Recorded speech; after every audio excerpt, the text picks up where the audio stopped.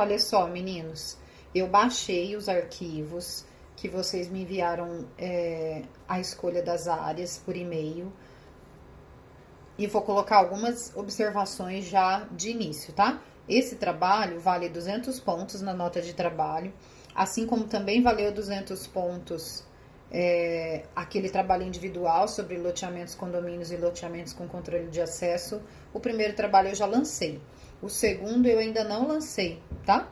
Mas o que eu já vou colocar de observações para vocês acerca desse trabalho que eu recebi, para vocês corrigirem essa semana para a gente prosseguir, tá? Eu vou colocar outras recomendações no próximo PowerPoint, mas independente que vocês já tenham entregue, essa nota vai valer para o trabalho, mas vocês precisam deixar a escolha de vocês mais embasada, porque isso vai compor o caderno de projeto de vocês, tá? O que eu falei na aula para vocês escolherem a área? Então, vocês têm que, primeiro, pegar o mapa de zoneamento ambiental de Ribeirão Preto. Lá, ele tem definido quais são as parcelas de solo que são correspondentes à sua zona geográfica, ou seja, se eu trabalho da Zona Norte, você só pode escolher na Zona Norte e assim sucessivamente.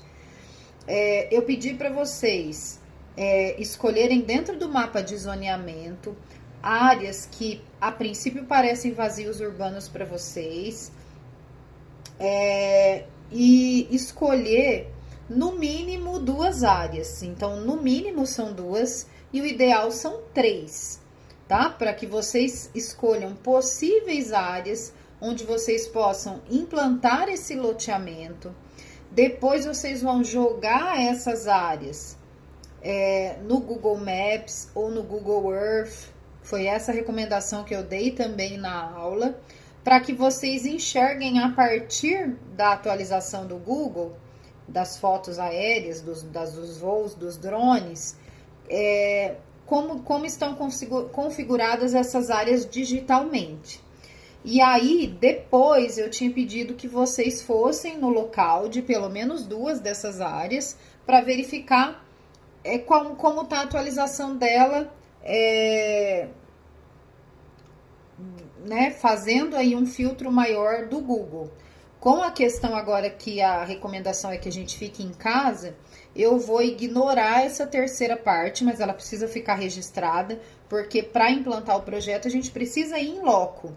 Então, neste momento que nós não estamos saindo de casa, essa terceira fase de ir no local eu não vou exigir, tá?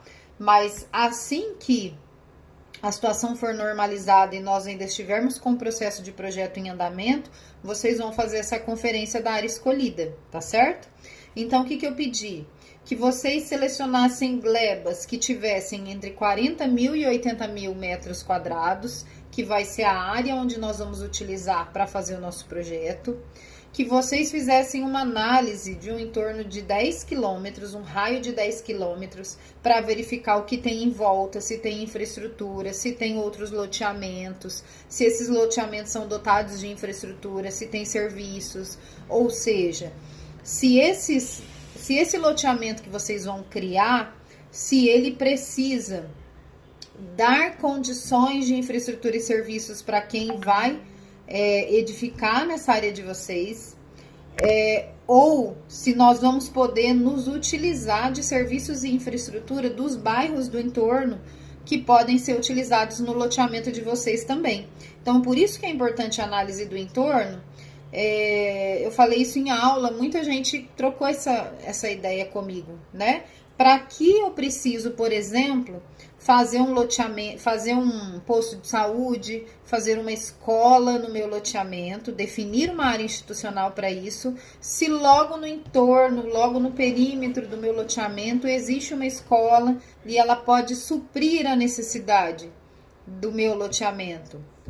Ou vice-versa, o loteamento que tem no entorno não tem esse serviço. Então, eu vou criar essa área tanto para juntar os 2 loteamentos, né? Juntar essas áreas, integrar elas no desenho urbano da cidade e ainda poder dar condições de serviço e infraestrutura para o bairro que já está consolidado e que não tem essa situação.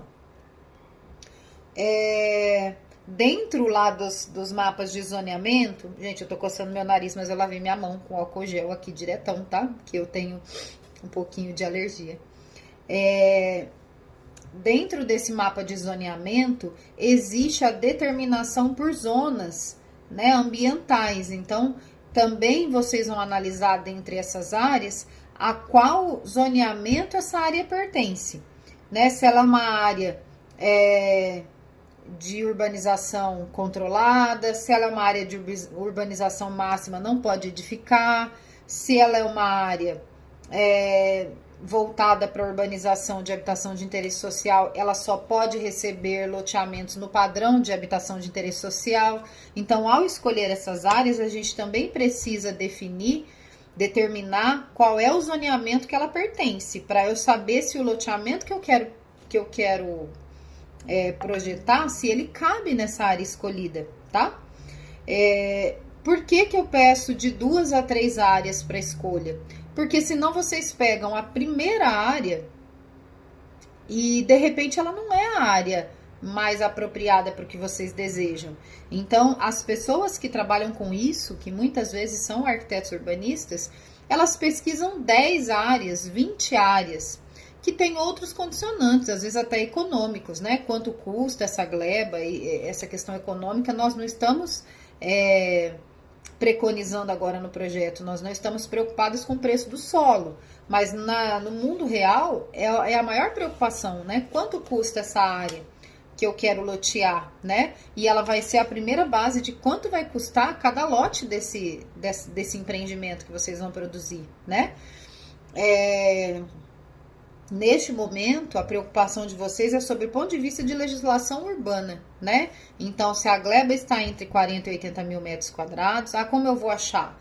Eu vou colocar o link para vocês aqui no próximo slide, do mapa de zoneamento ambiental, o mapa de zoneamento urbano, e o mapa aerofotogramétrico de 2.000, escala 1 para 2.000, escala 1 para 5.000. Normalmente a gente usa a escala 1 para 5.000, né? Que vocês conseguem determinar essa área, tá? Então, vou colocar o link da prefeitura para que vocês possam puxar essas cartas. Então, olhando os trabalhos que eu recebi, eu vou fazer a correção e vou fazer um comentário e vou mandar para cada grupo, tá? Tô fazendo isso hoje. Alguns grupos escolheram mais de uma área, colocaram pontos fortes e fracos, mas não determinaram o zoneamento, não determinaram esses detalhes. Outras colocaram uma área aleatória lá que eu não consigo nem entender. Então, esse detalhe eu vou colocar para vocês aqui um pouco para frente, tá? Mas já deem uma olhada, quem não fez dessa forma, já revise para a semana que vem, com mais as informações que eu vou passar de legislação, para que vocês possam fechar a área e a gente começar a produzir o projeto, tá bom?